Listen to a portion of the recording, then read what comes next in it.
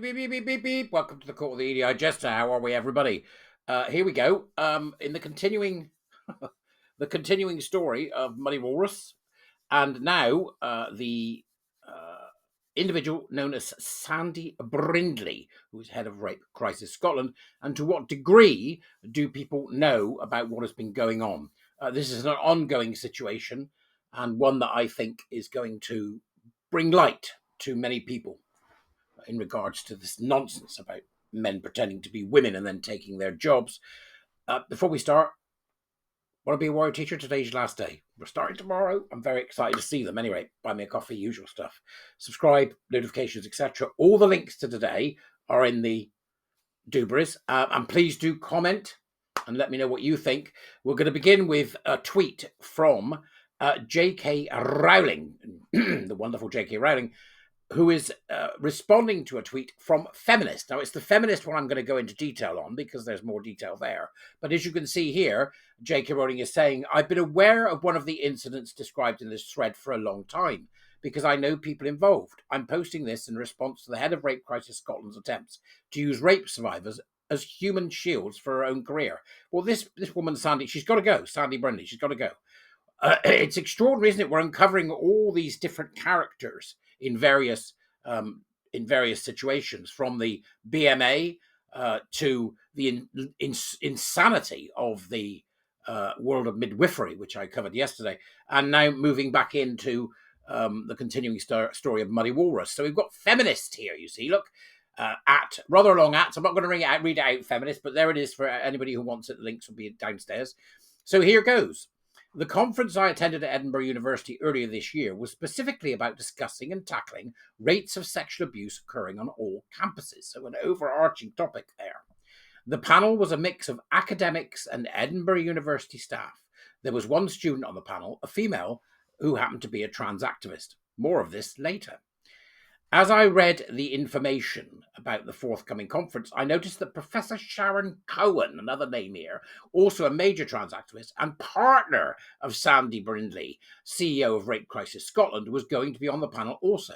This was the deciding factor for me attending. So feminists had a reason to want to attend. And as we can see here, here's a picture of Sharon Cowan. She's very influential on legalities, including trans rights. And you can see there, Professor of Feminist and Queer Legal Studies, another clown, right? These clowns are everywhere. What's the bet? She's got pronouns in her profile. I'll put money on it. So that's the person, Professor Cowan, right? Who is the partner of Sandy Brindley, who runs the Edinburgh Rape Crisis Centre. More context. In 2021, a group of female survivors of sexual abuse and rape met with Sandy Brindley, CEO of Rape Crisis Scotland, to discuss their concerns about the proposed self-ID laws, especially with regards to wanting female-only practitioners and therapists. I don't know anybody who wouldn't think that somebody who was going to a particular organisation because they had been abused or raped would want to see another female. I mean, I can't imagine why they want to see a man, but would see another female. So the feminists had gone into this meeting with the reasoning that self-ID laws were a problem, and it was to discuss this with the other attendees at the meeting. These brave women, she's talking about the women that attended, met Sandy Brindley at Edinburgh Rape Crisis Centre. The women were supported and accompanied by Joan McAlpine, who was an MSP of the Scottish Parliament at the time. The group of survivors were called HEAL survivors, and they wanted assurances that they would be able to access female-only practitioners in light of the current political climate. There you go, makes perfect sense. At the meeting with Sandy Brindley, unbeknownst to the HEAL survivors and Joan McAlpine, Sandy had surreptitiously invited her trans activist partner to this confidential meeting, Professor Sharon Cowan.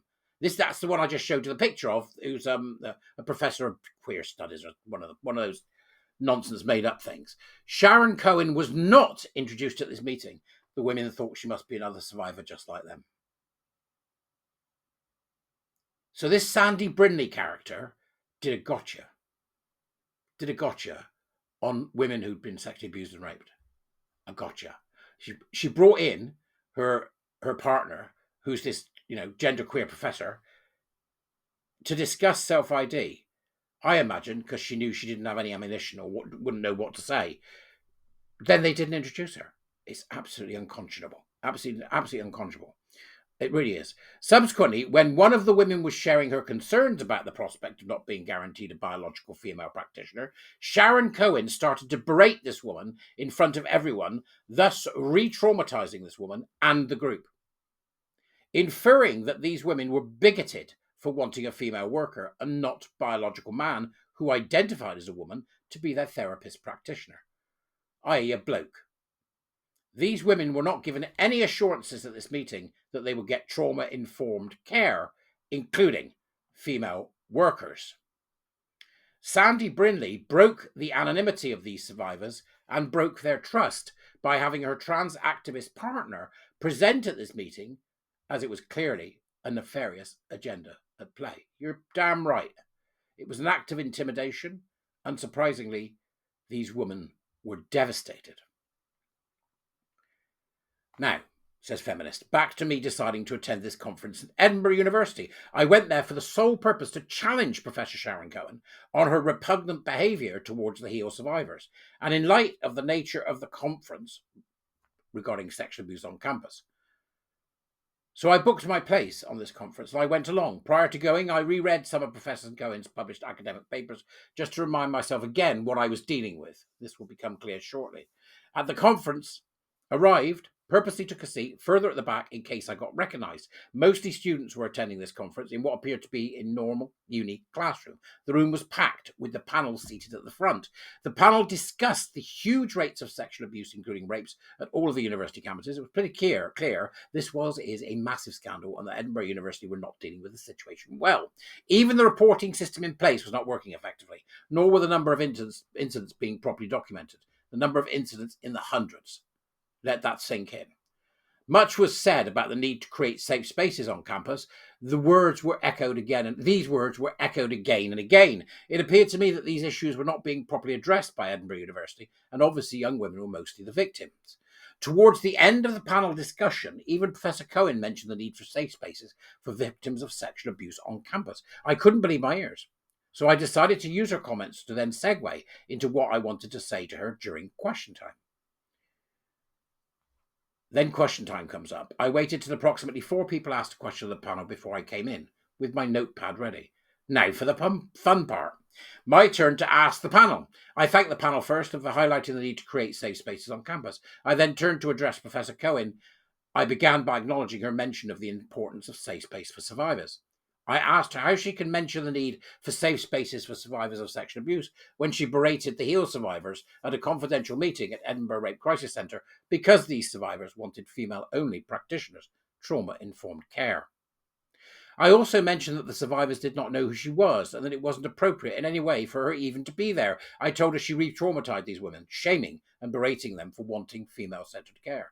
I then read out specific passages from one of her academic papers regarding sex by deception in the context of people concealing their trans identity.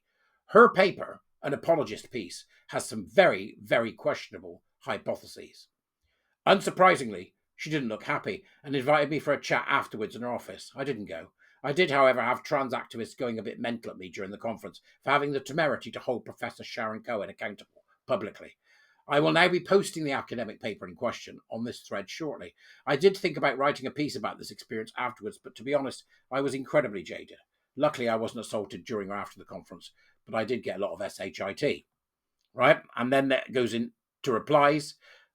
Feminist, you did write a piece. And here it is. And well done. Congratulations for going, for attending, and for speaking up. I think it's amazing that you've done so in the face of what must have been quite a worrying state of affairs. It's absolutely extraordinary that we have this hardcore queer gender professor, Sharon Cowan, who happens to be the partner of Sandy Brindley, is then at a meeting after berating survivors of Edinburgh Rape Crisis Centre, which had Muddy Walrus in it. What the hell is going on? What the hell is going on? So there's these people, they're appearing now, aren't they? It's like we're getting the trolls out of the cave. So Sandy Brindley, is one of them who needs to go from the centre. And then her partner, I just can't believe that she would do what she did to those survivors. But there you go. Now, it's not like this is new. It's not. Listen up.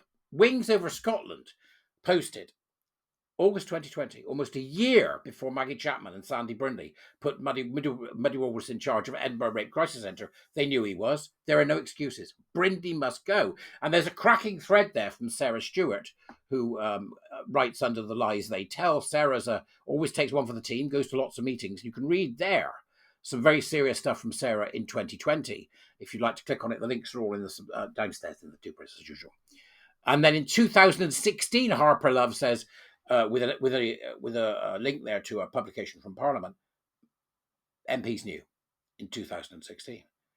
And then Miranda Anderson points out the written evidence submitted by Muriddle Wadwa, right, to the Transgender Equality Inquiry. And this is incredible. So, as you can see there, there's a summary, an introduction, gender-based violence. Again, you'll find all this on the links. I am a transsexual woman from India. I live and work in Edinburgh, Scotland. And then there's a breakdown. I declare the submission below is in a personal capacity, the usual stuff you'd expect. I'm not representing the organisation that I work for. Oh, really? Oh, Riley. No, because you'd already started poisoning that along with Sarah Brindley. So my submission on gender-based violence on the committee is informed by the work of the Scottish Transgender Alliance. And there you can see the submission there. As a paid worker in the violence against women sector, I recognise that trans people's, particularly trans women's experience of sexual violence and other forms of gender-based violence are the cause and consequences of the gender inequalities in society. Get your head around that. I'm going to say it again. Are the cause and consequence of the gender inequalities in society. He thinks men in dresses farting around or people pretending to be non-binary and cross-dressing people are the cause and consequence of the gender inequalities in society. Absolutely insane. Absolutely insane. It's just bizarre. And then he says at the bottom here, including trans people within gender-based violence works is fundamentally different from including cisgender men, because unlike cisgender men, trans people are specific targets of systemic gender-based violence, which marginalises and oppresses them as a social group. Absolute rubbish. Unmitigated rubbish. Cross-dressing men aren't a more risk than women. It's absolutely moronic. But this will trundle on until rape crisis at Edinburgh, the Rape Crisis Centre, until it empties its bowels of the people it's got in it. It needs to eject anyone that was involved or that took part in this, and it needs to go back to start. I personally think it should shut, and the money should go to Bearer's Place. But then I would say that, wouldn't I? You let me know what you think in the comments, because I'm gobsmacked by this entire nonsense episode as the end of it begins to unfold, despite the fact that I've known about it for a very long time indeed. I want to know what the hell this guy was doing in India before he came here. You know, was he involved in India before he came to work for this lot? What was he doing in India? Is he attached to any company in India? I know Glinner's done some work on this, but so there's something out there. This isn't all there is to it. I'm absolutely convinced of it. Convinced of it. So there we go. Let me know what you think in the comments. I'm just absolutely gobsmacked by this. I'll see you all later. All right. Have a great day. Ta-da.